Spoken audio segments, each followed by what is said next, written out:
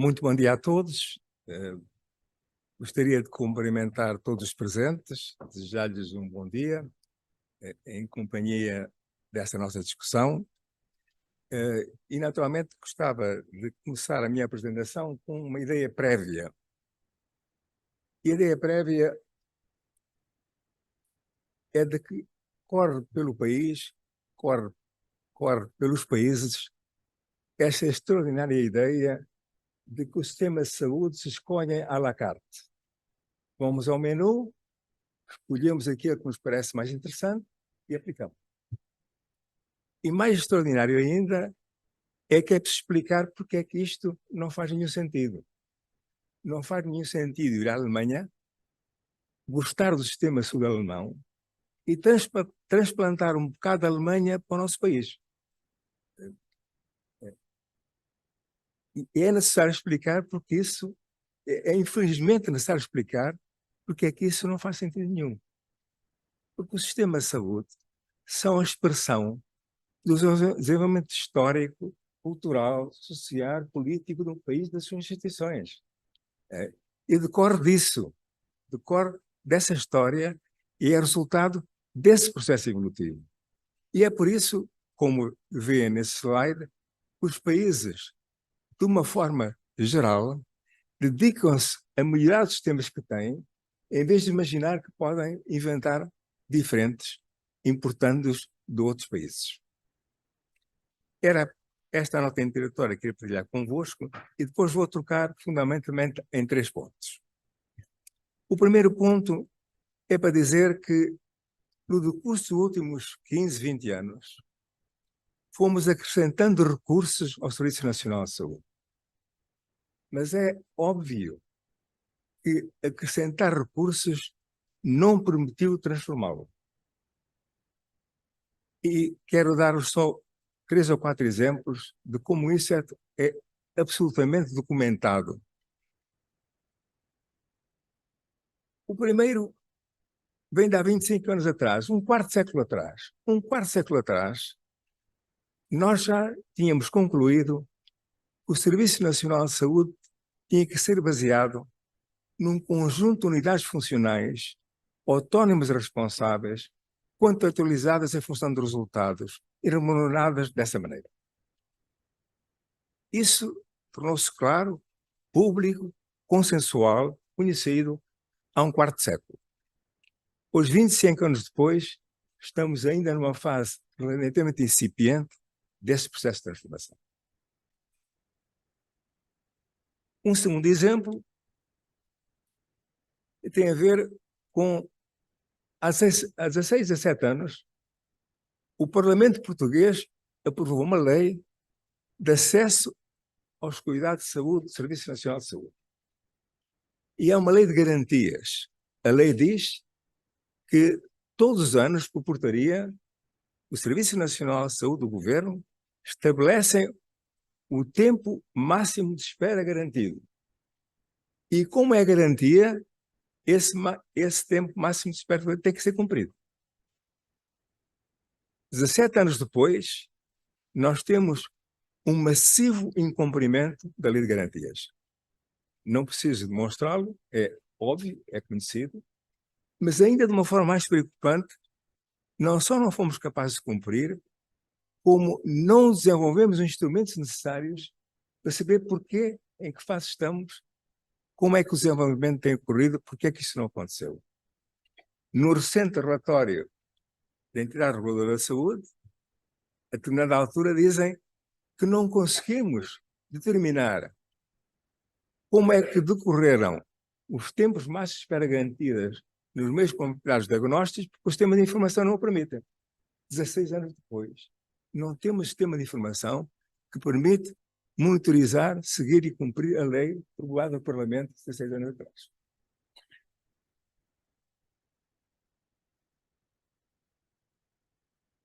Sistemas de informação, o meu amigo professor Manuel Lopes falou nisso há pouco, não é? Em 2009, já vão 15 anos, o governo determinou umas metas no sentido de estabelecer no país aquilo que foi chamado um registro de saúde eletrónico. As metas diziam que havia um resumo pronto em 2012 e o processo estava completo em 2015. Não aconteceu. Decidido, com metas, não aconteceu. E acho que estamos todos de acordo que é o meu. Desculpem.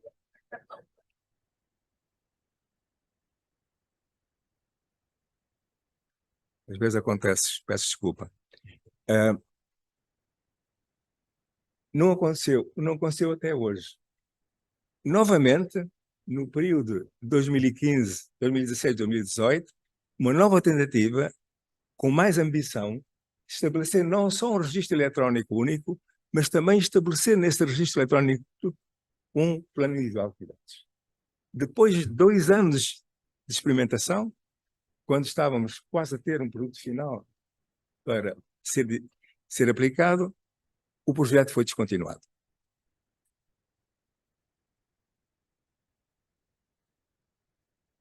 Há 13 anos, ainda antes, nós sabíamos de histórias simples de contar. Um profissional de saúde chegou ao pé do diretor de serviço e disse: estou insatisfeito. E, no entanto, apesar de estar insatisfeito, na organização não soou um alarme, não tocou uma campainha, não acenderam luzes, não é? A ideia perdeu-se. 6 meses depois, voltou ao diretor de serviço e disse: olha, eu quero passar a part-time. E, apesar disso, no serviço, o Serviço Nacional de Saúde, em parte nenhuma, tocou uma campainha, somou um alarme, acendeu uma luz. É como se nada tivesse acontecido. E 6 meses depois, ele foi-se embora. E foram vários embora, e vão continuamente ir embora, e não há nenhum centro inteligente que capte a mensagem que é preciso fazer alguma coisa. Isso vem acontecendo há 10, há 15 anos. Agora é mais óbvio, naturalmente, depois de passar esse tempo todo. Ou seja, não há um centro inteligente que capte a mensagem e que faça alguma coisa dessa mensagem. Finalmente, é o último exemplo, para ser mais rápido. Há 9 anos, há 10 anos quase, a Fundação Gulbenkian lançou-se numa obra impressionante que envolveu centenas dos nossos concidadãos no sentido de construir uma reflexão sobre o futuro da saúde em Portugal. Publicou-a e apresentou no Parlamento há 9 anos atrás. E nessa obra, uma das principais conclusões é que para haver futuro no nosso sistema de saúde, temos que ter 2 coisas. Temos que ter um instrumento que permite gerir a mudança e esse instrumento tem que ser devidamente financiado. Não aconteceu. Aliás, o estudo já se esquecido. É raramente referido, ou como se não tivesse acontecido. Ou seja, não tivemos capacidade de inscrever o conhecimento no nosso processo de decisão. Ora bem, a pergunta é porquê? Porquê? E é que sabemos o que é preciso ser feito e não somos capazes de fazer. Temos largas listas em todos os programas eleitorais, eleição após eleição, uma larga lista de coisas que sabemos que são necessárias. Estamos de acordo que são necessárias, mas não as conseguimos fazer. Vou tentar dar uma resposta. Entretanto, no curso do último ano, temos um novo impulso reformista. Esse impulso reformista, posso resumi-la neste slide, é um resumo. É muito recente, aconteceu no último ano.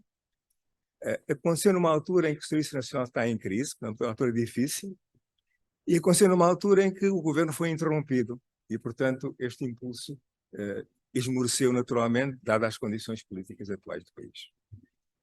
Agora, a minha hipótese de trabalho, o que vem a seguir, é que todo este impulso reformista terá o mesmo destino dos anteriores se não conseguimos perceber porque é que o que queríamos fazer antes não conseguimos fazer. Isso leva-me ao terceiro e último ponto nesta exposição, que é o seguinte. A questão não é saber o que fazer. A questão é saber como fazer. E todos os cursos que ouvimos são centrados no que fazer. É uma longa lista de medidas daquilo que sabemos que precisamos de fazer. Mas raramente vemos uma reflexão fundamentada sobre como se faz. E por que é que não conseguimos fazer? E o que é que é preciso fazer diferente para as coisas acontecerem? E, portanto, nós, nos Estados Gerais, durante este ano, montamos uma história para contar como se faz. E a intenção é ser uma história mesmo, não ser um conjunto de peças separadas. Portanto, tem que vê-las no seu conjunto. Uma famosa escritora americana, há um tempo, escreveu uma frase, não é vida, mas já, que é uma frase muito inteligente, que diz o seguinte: o mundo não é feito de átomos, o mundo é feito de histórias. Ou seja, é feito pela capacidade de juntar os fragmentos e dar-lhe sentido. Não é feito de fragmento a fragmento, que não conta uma história, não se junta, não se articula, não nos diz alguma coisa que seja fácil perceber e fazer parte. E, portanto, esta história que montamos para ser contada tem 10 pequenos capítulos. É evidente que não posso escrever os 10 capítulos esta manhã, seria longo e aborrecido, vou só dar uma pequena noção de quais são esses 10 elementos que constituem uma proposta do novo modelo de governação e de novos instrumentos de governação que permitem fazer daquilo que achamos que devemos fazer alguma coisa que de facto aconteça. E, portanto, vou percorrer-los muito rapidamente, um slide para cada um, prometo que estarei dentro do tempo previsto. O primeiro é que há 2 níveis de governação. Ao nível de governação do sistema de saúde, Ministério da Saúde, digamos assim, e ao nível de governação de saúde que diz respeito ao conjunto do governo. E tem que ambos funcionar e tem que se articular um com o outro. Em relação ao este último, menos conhecido e menos conseguido, vai desde a economia, uma nova economia a favor do bem-estar. Este é um relatório recente da Organização Mundial de Saúde sobre isso, até às preocupações mais recentes do ambiente, passando por múltiplos setores. Teoricamente, nós temos um instrumento que conseguiria começar a fazer isto. E esse instrumento chama-se Plano Nacional de Saúde. Simplesmente, para ser franco, ele nunca existiu. Ele nunca foi relacionado, de alguma forma, com nenhuma decisão política sobre a saúde. Nunca foi mencionado como tal. E, portanto, se queremos utilizar o Plano Nacional de Saúde para esse efeito, temos que lhe dar rodas. Temos que fazer andar. Tem que circular. Tem que ser conhecido. E tem que ter uma base explícita de decisões sobre o bem-estar a partir da contribuição dos vários setores da sociedade portuguesa. O segundo aspecto tem a ver de passar um pensamento centrado nas organizações para um pensamento centrado nas pessoas. Ou seja, as organizações servem para que as pessoas sejam servidas, não ao contrário. E há aqui 2 percursos importantes. Nós queremos que a nossa organização de saúde apoie as pessoas no seu percurso de vida para que cheguem o mais tarde possível em boa saúde. Primeiro percurso que é preciso apoiar. Né? E um segundo percurso é o percurso das pessoas dentro da organização de saúde, no sentido de percorrerem com conforto e a tempo para terem bons resultados. E, portanto, queremos organizações que façam a gestão desse percurso.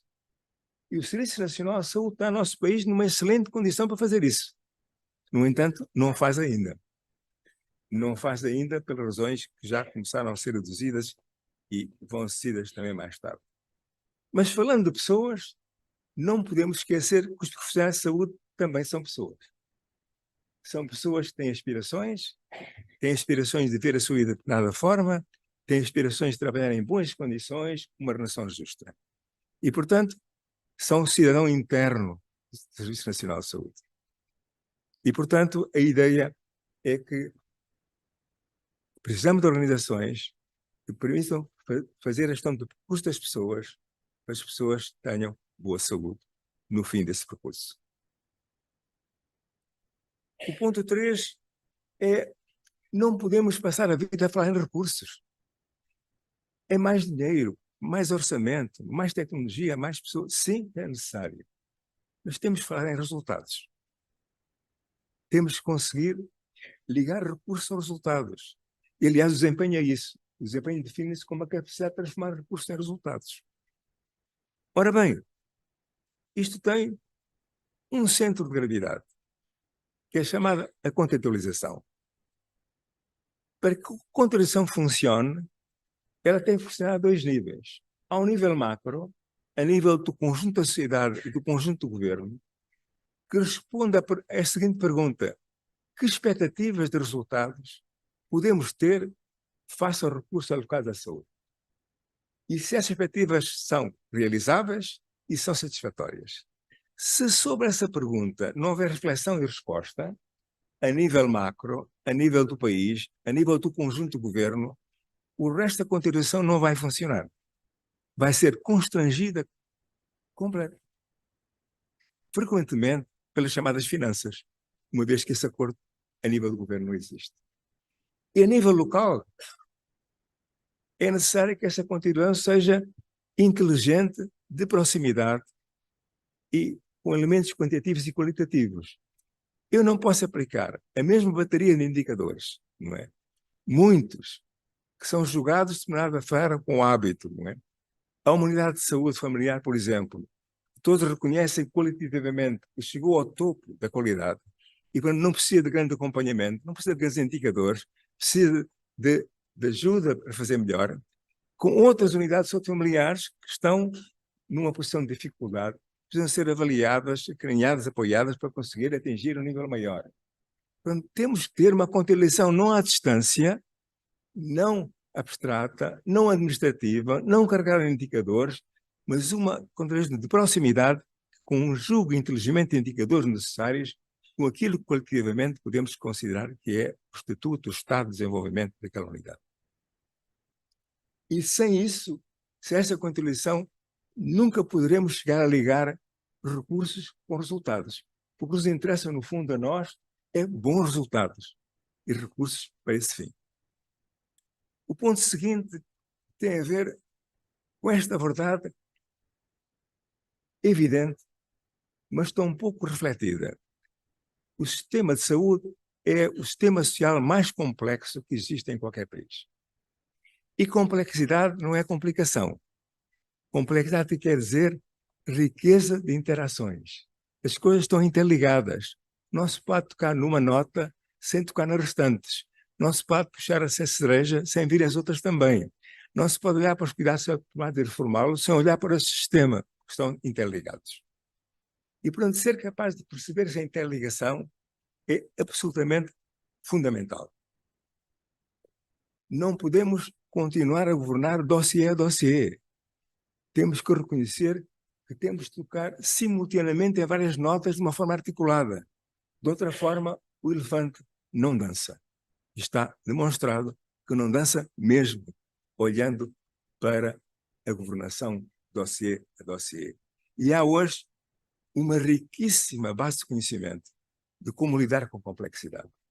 Não é novidade, não foi inventada ontem, está enraizada na ciência dos sistemas complexos, como estão os sistemas sociais da saúde. O ponto seguinte tem a ver com o que disse até agora. Nada que disse até agora é possível se em algum local do sistema, se há algum no sistema, não existir um centro inteligente de análise planeamento e direção estratégica. Isto quer dizer o quê? Bem, quer dizer várias coisas. São óbvias, são conhecidas, vem da literatura, é conhecida, é muito conhecida. E o que nós podemos dizer com muita certeza é que no nosso sistema de saúde não existe este dispositivo de análise, direção, planeamento e direção estratégica. Não existe esse centro inteligente. E tudo que disse até agora não é viável se esse centro não existir. Não vale a pena dizer-me que existe algures. Para existir tem que saber aonde é, quem são, o que é que fazem, qual é o resultado do seu trabalho, onde é que ele está. E, portanto, acho que pode dizer com grande segurança o Serviço Nacional de Saúde não tem um centro inteligente de análise, de direção, planeamento e direção estratégica. E, portanto, tudo o que disse até agora é difícil de fazer, é difícil de transformar, é difícil de passar de ideias do que é necessário para coisas que aconteçam de facto na gestão da mudança. O ponto seguinte tem a ver também com isto. Ou seja, nós vivemos numa cultura da gestão pública da chamada inteligência hierárquica. E inteligência hierárquica quer dizer, os de cima sabem muito, os do meio sabem alguma coisa e os de baixo não sabem nada. Não é? Ora, isso não é verdade há muito tempo. Nós vivemos numa sociedade de inteligência distribuída. Todos nós sabemos muito. Sabemos do nosso trabalho diário, das nossas relações, das nossas circunstâncias, dos nossos problemas, das nossas decisões. E hoje não se pode pensar em gestão da mudança se não formos capazes de assumir esta inteligência distribuída, transformá-la em inteligência coletiva e transformá-la em inteligência colaborativa. Não é possível gerir a mudança de outra forma. Precisamos de inteligência distribuída que passe a coletiva e que passe a ser uma inteligência colaborativa. E isso precisa de um centro inteligente que promova essa transformação. É isso o essencial hoje da gestão do conhecimento que permite fazer a gestão da mudança. Ilustrando o que disse há pouco, não é? Esta é a fórmula. Claro que isto é muito mais complicado do que isto, não é? Dá para fazer vários tratados, há muita coisa escrita sobre isso, mas isto penso que é o essencial. E se isto não acontece, as promessas não se cumprem. A grande lista de medidas que vem todos os anos publicada nos programas eleitorais não vai acontecer, porque o sistema não muda. O ponto seguinte tem a ver, e o professor Manuel Lopes também referiu-se a isso, com a transformação tecnológica. Nós, de facto, estamos naquilo que muitos autores chamam a quarta grande revolução tecnológica. É uma revolução tecnológica que está a acontecer todos os dias, que tem uma componente de digitalização, tem uma componente de automatização, tem uma grande componente de inteligência artificial e tem uma importante componente biotecnológica. É o que está a acontecer. E dizem as pessoas que têm refletido sobre isto, e têm refletido em termos perspectivos, em relação ao futuro, que nesta revolução tecnológica não nos podemos situar puramente como consumidores expectantes. Não podemos esperar que cheguem os brinquedos. Temos que ser parceiros proativos de desenvolvimento tecnológico do nosso sistema de saúde. Temos que contribuir para, conhecendo esse desenvolvimento tecnológico, desenhar a sua configuração no nosso sistema de saúde para que possamos tirar todo o proveito possível para a maior parte das pessoas desta revolução tecnológica. Mas para isso é preciso haver um centro inteligente que faça isso, que promova isso, que reconheça a necessidade disso, que nos chame para colaborarmos nesse processo. E a segunda ideia, que me parece também interessante, porque é de problematização, e isso é uma expressão do professor João Caraça nesta obra publicada há poucos anos, e ele diz que há um desajuste, isto é tudo muito bonito, mas há um desajuste que é preciso superar, que é o desajuste entre a mudança tecnológica, que é material, e a mudança social, que são imateriais. Isto é um grande desajuste entre a rapidez, a espantosa rapidez do desenvolvimento tecnológico e a lentidão, a dificuldade, os obstáculos da transformação social e material, que é onde nós vivemos, onde nós comportamos o que fazemos.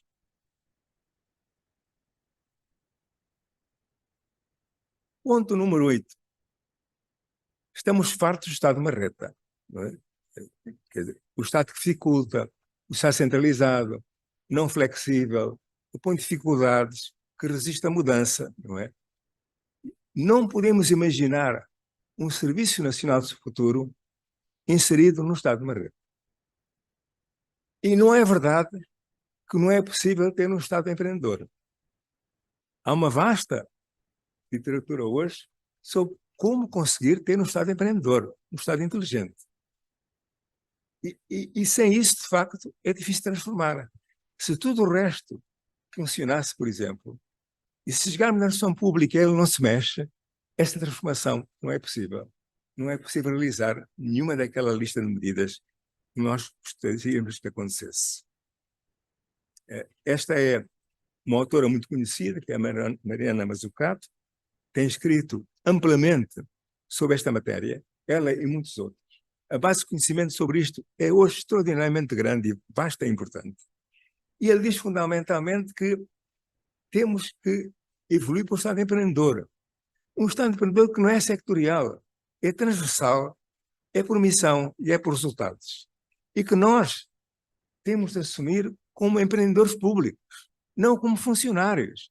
Empreendedores públicos, capazes de ser elementos de transformação do nosso sistema de saúde.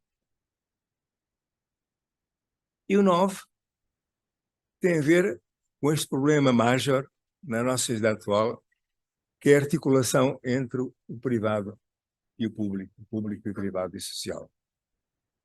Não concorrência. Aliás, é estranho, não é? A Lei de Bases de 1990 dizia que, em vez de setores serem complementares, eles deviam ser concorrenciais. Ou seja, concorrenciais quer dizer o público e privado concorrem ambos para o financiamento público. Isto tem um pressuposto muito interessante. O pressuposto era a possibilidade do Estado perder o Serviço Nacional de Saúde no mercado. Imagina um Estado, não é, que, sabendo que isto é concorrencial, perde a concorrência, deixa que o seu Serviço Nacional de Saúde perca no mercado, que é uma ideia de facto estranha. Não é? Portanto, não estamos nesse contexto concorrencial, devemos estar num contexto de cooperação, de articulação, de complementaridade. Ora bem, esta complementaridade julgo que tem duas exigências fundamentais. E no documento há mais alguma coisa de qualificação sobre isso. Por um lado, precisamos de uma estratégia plurianual, transparente, de cooperação com o setor social e privado. E no documento que foi distribuído, clarifica um pouco mais o que é que se diz transparente. Mas, ao mesmo tempo, que essa estratégia de cooperação com o setor privado e social plurianual é estabelecida, é necessário que ela seja enquadrada por um plano de desenvolvimento também plurianual do Serviço Nacional de Saúde. É essa conjugação que é virtuosa. Não é uma parte dela só. Porque é evidente, se não aproveitarmos a capacidade privada, as pessoas sofrem, como sabemos, temos que saber aproveitá-la de alguma forma. Por outro lado, se só fizermos isso, o Serviço Nacional vai mirrar e as pessoas vão sofrer com isso daqui a algum tempo. Portanto, precisamos de cooperação, mas precisamos de enquadramento. Precisamos de cooperação com o setor privado, mas precisamos que, ao mesmo tempo, haja um plano de investimento e desenvolvimento para o Serviço Nacional de Saúde neste período temporal.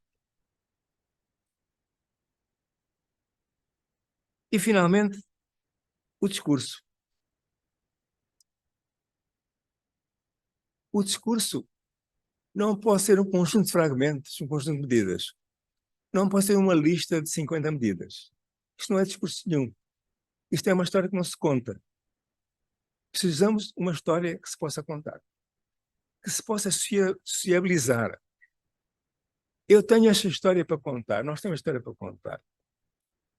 O colega que está a ouvir esta história, o ideal é que, ao ouvi-la, ela de alguma forma passa a fazer parte da sua história. Cada um sendo um quadro de referência que permita comportar-se no sistema de acordo com as circunstâncias. E, portanto, precisa ter a sua história. E o ideal é que haja uma tentativa coletiva de criar uma história de transformação que possa ser apropriada por cada um de nós, acrescentando e subtraindo elementos da sua própria experiência que sirva como quadro de referência para o seu comportamento diário como agentes do processo de mudança. Portanto, não vale a pena lista de medidas. Vale a pena termos uma boa história para contar. E, portanto, a nossa proposta é que esta é a nossa oferta. Essa é a nossa história. Esses elementos não valem cada um per si. Valem vistos no seu conjunto. E se conseguirmos contar essa história, conseguimos que essa seja sociabilizada socialmente e politicamente, não é? Nós teremos alguma possibilidade de conseguir ter em Portugal um modelo e instrumento de governação que permitam gerir a mudança do Serviço Nacional de Saúde, que nos permita ganhar confiança no futuro Serviço Nacional de Saúde e que nos permita saber que alguma coisa pode acontecer e que daqui a 5 anos nós estaremos aqui novamente a contar o que devia ter acontecido e que não fomos capazes de fazer. Muito obrigado pela vossa atenção e a Câmara.